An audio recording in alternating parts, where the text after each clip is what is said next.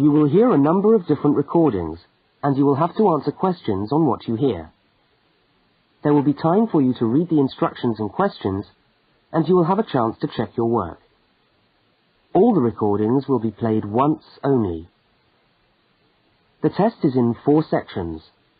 Write all your answers in the listening question booklet. At the end of the test, you will be given 10 minutes to transfer your answers to an answer sheet. Now turn to section 1 of your question booklet.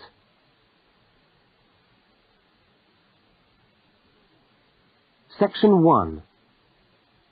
2 students meet on the university campus. They start a conversation together. First, look at questions 1 to 5. For each of the questions, 4 alternatives are given. Decide which of the alternatives, A, B, C or D, best fits what you hear on the tape, and circle the appropriate letter.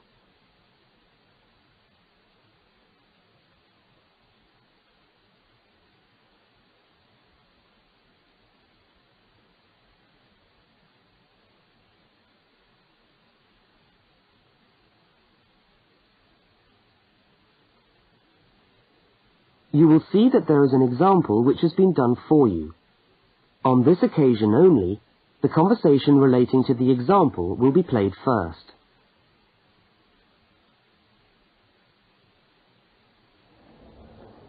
Excuse me, can you help me? I was looking for the main hall. No, maybe I can, actually. I'm looking for the main hall, too. I think it's in the administration building. Are you a new student? Yeah, I am. The man says he's looking for the main hall too. So A has been circled. Now we shall begin. You should answer the questions as you listen, because you will not hear the recording a second time. Now listen carefully to the first conversation and answer questions 1 to 5.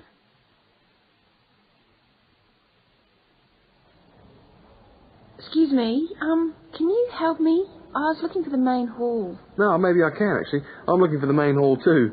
I think it's in the administration building. Are you a new student? Yeah, I am. Yeah, I thought you looked as lost as me. I'm trying to find the admin building, too, so I can register for my course. I don't seem to be having much luck. Well, look, according to this map of the campus here, you go straight up the steps, turn left, and the building's on the right. Okay, let's see if we can find it. Ah, this looks right. Yeah, it must be. Look, there are hundreds of other people here. Oh, there must be at least 50 people in the queue. We'll be here till gone 2 o'clock at this rate. Yeah, and I'm starving. So am I. Actually, I was on my way to the canteen to get something for lunch. Why don't I go to the canteen and buy something, and you stay here and wait? Good idea. What would you like? Pizza, sandwich, hot dog, fried rice? They do everything. Oh, something easy. Takeaway fried rice sounds good. Okay, fried rice. No, on second thoughts, I'll have a cheese and tomato sandwich. Right, 1 cheese and tomato. Anything to drink? Yeah, give me a coffee, would you? Hot coffee's a bit hard to carry. What about a Coke or an orange juice? Get me an orange juice then. Look, here's $5. Oh, yeah, take $2 back. Shouldn't cost me more than $3. Well, I'll get you the 5. We'll sort it out later. Oh, and could you get me an apple as well? Okay, back in a minute.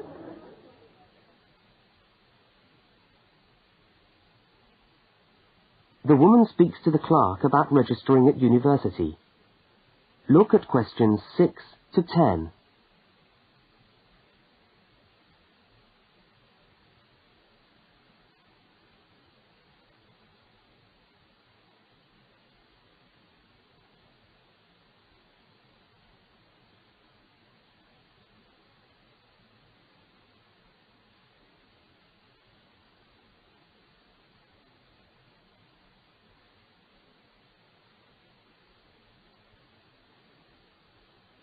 As you listen, complete the form by filling in the numbered spaces 6 to 10.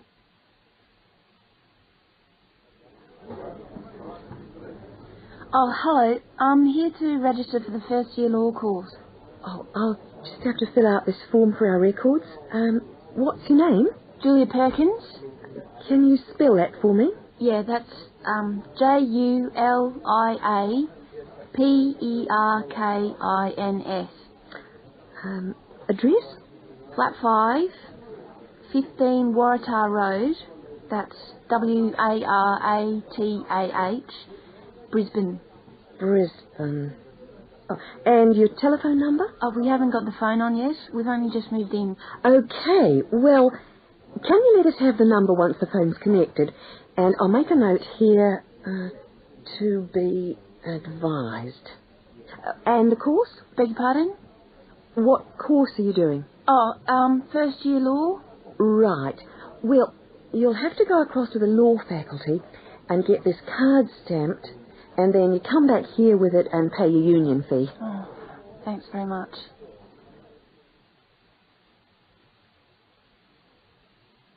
The man and the woman meet up again. Look at questions 11 and 12 and circle the correct answer.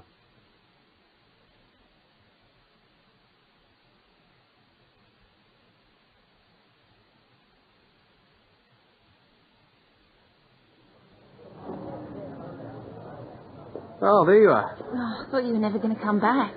Sorry, the canteen was absolutely packed. I had to wait for ages. And then when I got to the front of the queue, there had hardly any food left. So I had to get you a slice of pizza. Sorry. Oh, that's okay. I could eat anything. I'm so hungry. Oh, and there's your bottle of orange juice and your apple. At least I managed that. Great. Thanks a lot. No, and here's your $2 back. Don't worry about it. Buy me a cup of coffee later. Huh, all right then. So how'd you go? Oh, well, in order to register, we've got to go to the law faculty and get this card stamped, and then go back to the admin building and pay the union fees. That means we're registered. After that, we have to go to the notice board to find out about lectures, and then we have to put our names down for tutorial groups and go to the library. Oh, great. Well, first let's sit down and have our lunch, eh?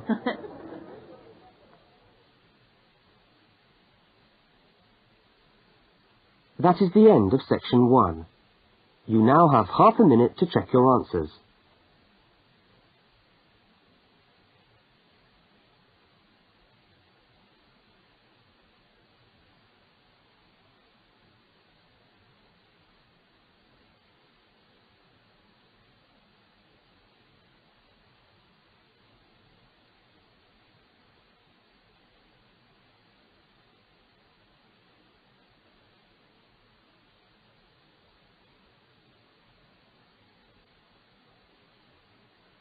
Now turn to section 2.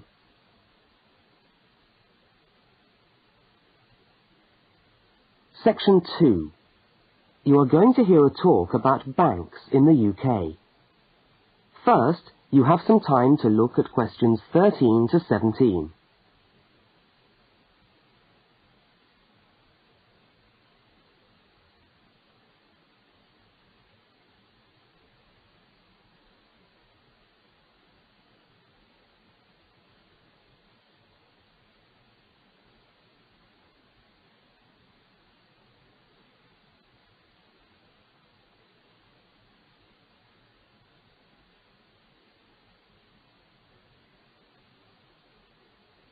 Now listen to the talk and complete the notes by filling in the numbered spaces 13 to 17.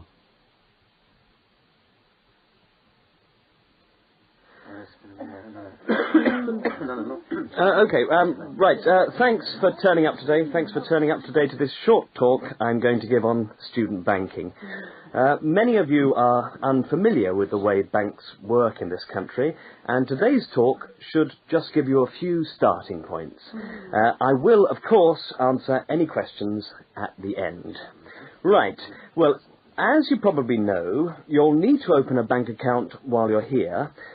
It's the safest place to keep your money, and it's best to open an account with one of the major banks. You should each have a handout with the names and addresses. Yeah?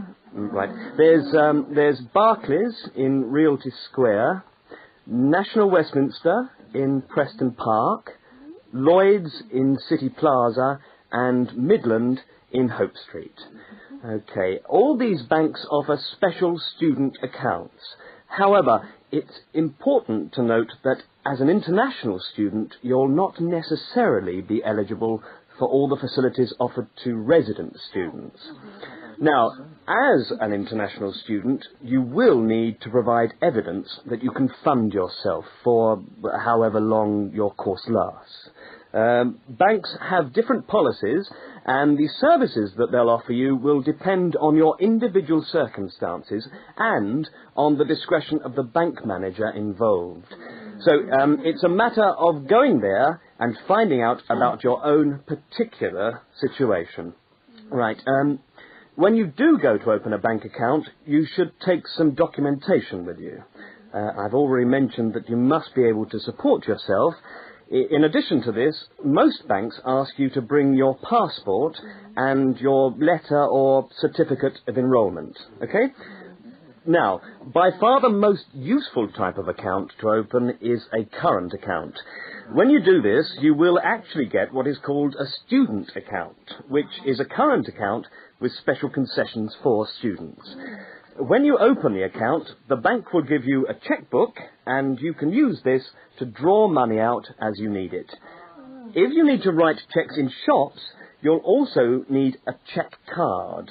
This is really an identity card, which guarantees that correctly written cheques up to the value stated on the card will be honoured by the bank. Okay? Everybody with me?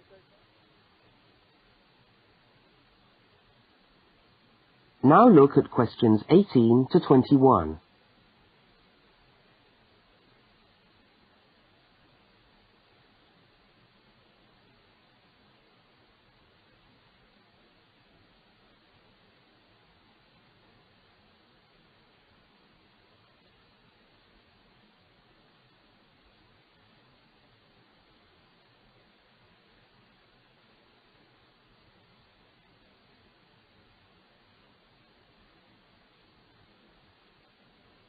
As you listen to the rest of the talk, complete the rest of the notes in the spaces numbered 18 to 21. Right, if you want to draw out cash for yourself, you can make the cheque payable in your own name or to cash. You can also withdraw cash from a cash point machine with a cash card. Now, these are extremely useful as they enable you to withdraw cash from your account during the day or at night. There is also another card called Switch or Delta, and you can use this to pay for things in shops. It takes the money right out of your account, so you don't need your checkbook. Now, you may want to take more money out of the bank than you have in it. This is called having an overdraft. Be very careful with this. You should not do this without permission from your bank. Overdrafts usually incur charges, though some banks offer interest-free overdrafts to some students. But find out before you get one, right? Well, that just leaves opening times. When can you go? Banks used to be open from 9:30 a.m. until 3:30 p.m. from Monday to Friday.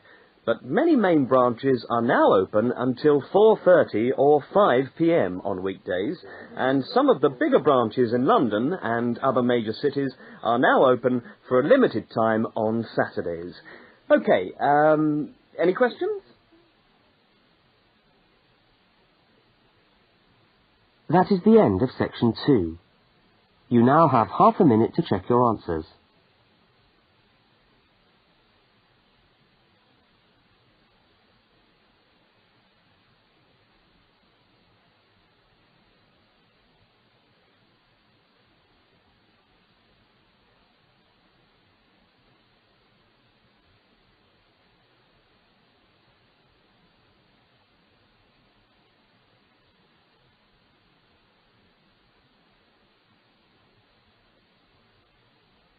Now turn to section 3.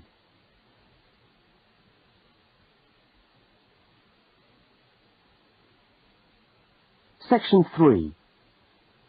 Two students, Dawn and Ilmar, are discussing a project that they are working on together. First, you have some time to look at questions 22 to 25.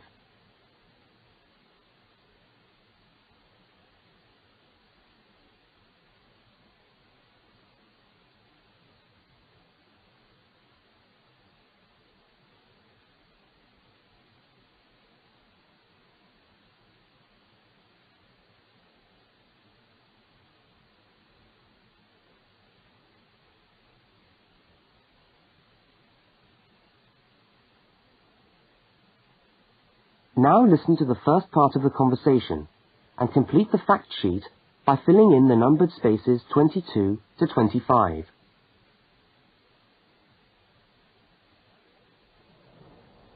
Hi, Dawn. Oh, hi, Omar. I'm glad I've bumped into you.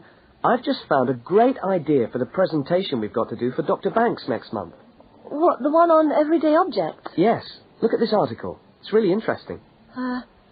The aluminium Coke can? You know, Coca-Cola cans, soft drink cans. Look, let's sit down here. Have you got a minute? Sure.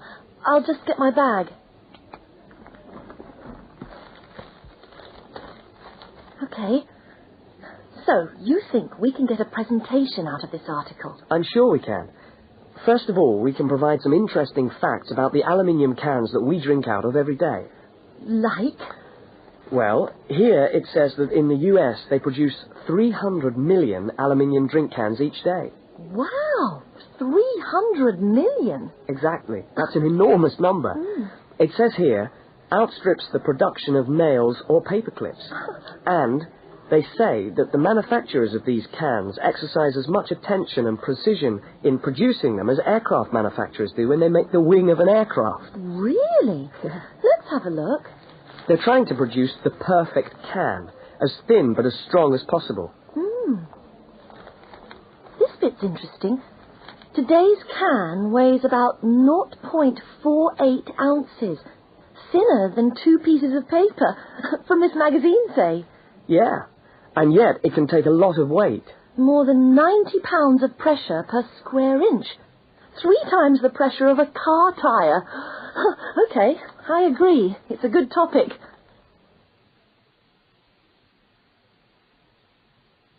Now look at the diagram of the aluminium can and at questions 26 to 31.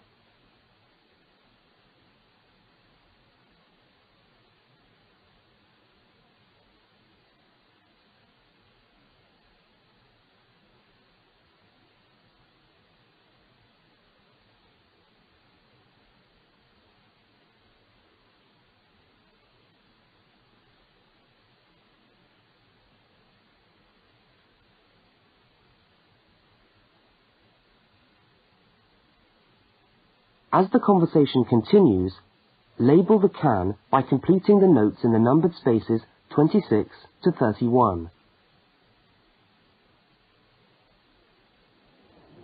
What I thought was that we could do a large picture of a Coke can and label it, and then talk about the different parts. Look, I've done a rough picture here. Okay, so where shall we start? Well, the lid is complicated. Let's start with the body first. I'll do a line from the centre of the can, like this, and label it body. What does it say? It's made of aluminium, of course, and it's thicker at the bottom. Right, so that it can take all that pressure. And then I think you should draw another line from the body for the label. Right, label.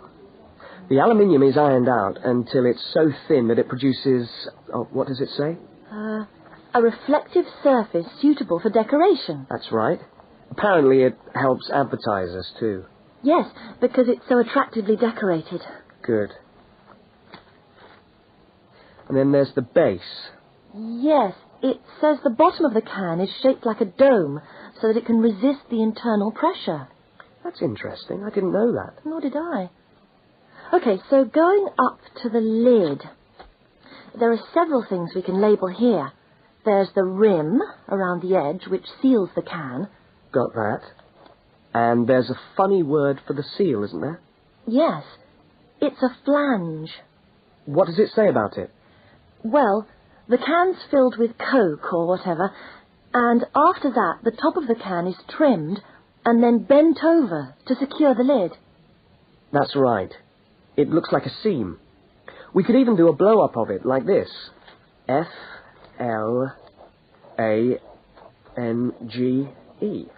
Yes, that would be clearer. I think we should label the lid itself and say that it constitutes 25% of the total weight. 25%? So it's stronger than the body of the can. So to save money, manufacturers make it smaller than the rest of the can. Didn't know that either. So, how do we open a can of Coke? First of all, there's the tab, which we pull up to open the can, and that's held in place by a rivet. I think that's too small for us to include. I agree, but we can talk about it in the presentation. We can show the opening, though. That's the bit of the can that drops down into the drink when we pull the tab. Yeah, hopefully. Sometimes the tab just breaks off. I know. Anyway, the opening is scored so that it pushes in easily but doesn't detach itself. Okay. We can show that by drawing a shadow of it inside the can. Like this. I'll label it Scored Opening. Great. Well, I think we've got the basis of a really interesting presentation.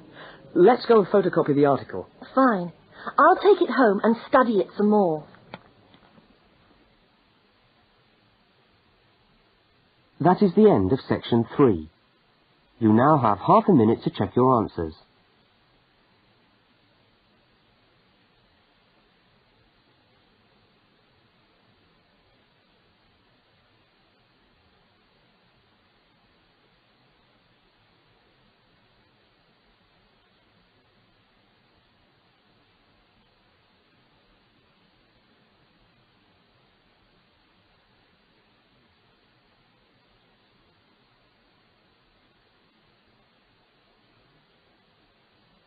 Now turn to section 4.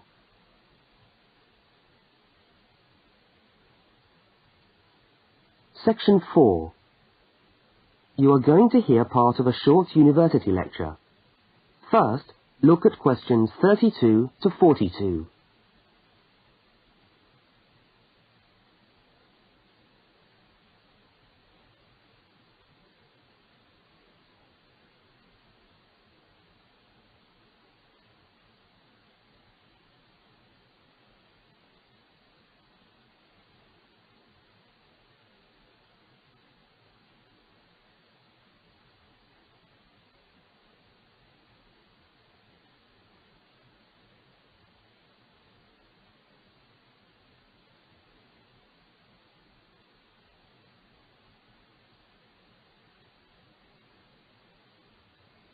Now listen and complete the lecture notes in the spaces numbered 32 to 42.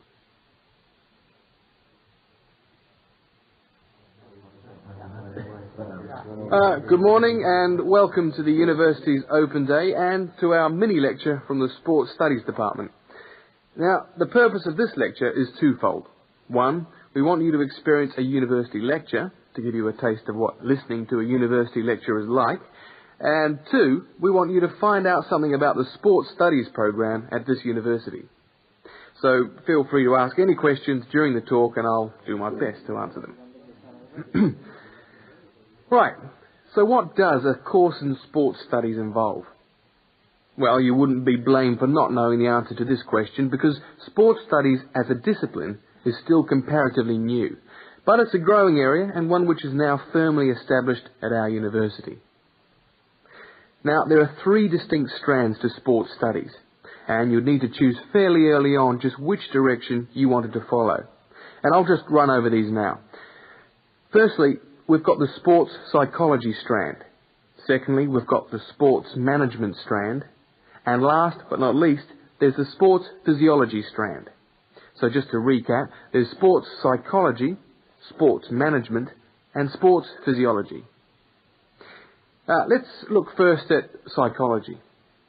Now, the people who study sports psych want to work with top athletes, and they're looking at what will take those athletes that 1% extra. What makes them win? When all other things are equal, physically all other things are equal, they want to know what are the mental factors involved. The sports psychologist works closely with the athlete through his or her training program and becomes an integral part of the team. In fact, you could say that they play just as important a role as the coach. So if you're interested in what makes people win, this could be the area for you. Now, secondly, we've got the strand which I referred to as sports management. And this goes hand in hand with the area of sports marketing. So you might like to think of this area as having 2 branches, management and marketing. On the management side, we look at issues relating to the running of sports clubs, management of athletes, that sort of thing. But then on the other side, we've got sports marketing. And this is the side that interests me more, because here we will look at the market forces behind sport. Questions like, why do people spend their money on a football match or a tennis game rather than, say, on buying a CD or going to the cinema? What are those market forces? Sport used to just compete with sport. Nowadays, it competes with other leisure activities. The spectators go to sport to be entertained rather than out of loyalty to a team. They want to have an evening out, and they don't want the cheap seats anymore. They want good seats. They want entertainment. And the professional sportsmen and women respond to this without question. They are there to give a performance. They provide the entertainment. So in the marketing course, we address all these commercial issues, and we look at how this hooks back into the management of sport. Now, the third branch of sports studies sometimes comes under another name and is also known as exercise science. And again here, we find that there are two distinct types of exercise science. The first is working very much at the macro level, what I call the huffing and puffing people. So this looks at fitness testing, body measurements, all that sort of thing. But the more interesting side of sports physiology, at least in my view, is the side that looks at the micro level, looking at cellular change.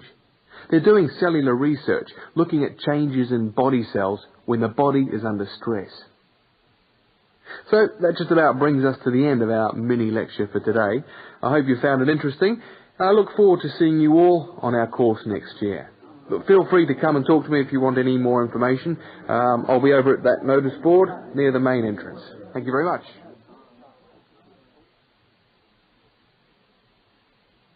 That is the end of section 4. You now have half a minute to check your answers.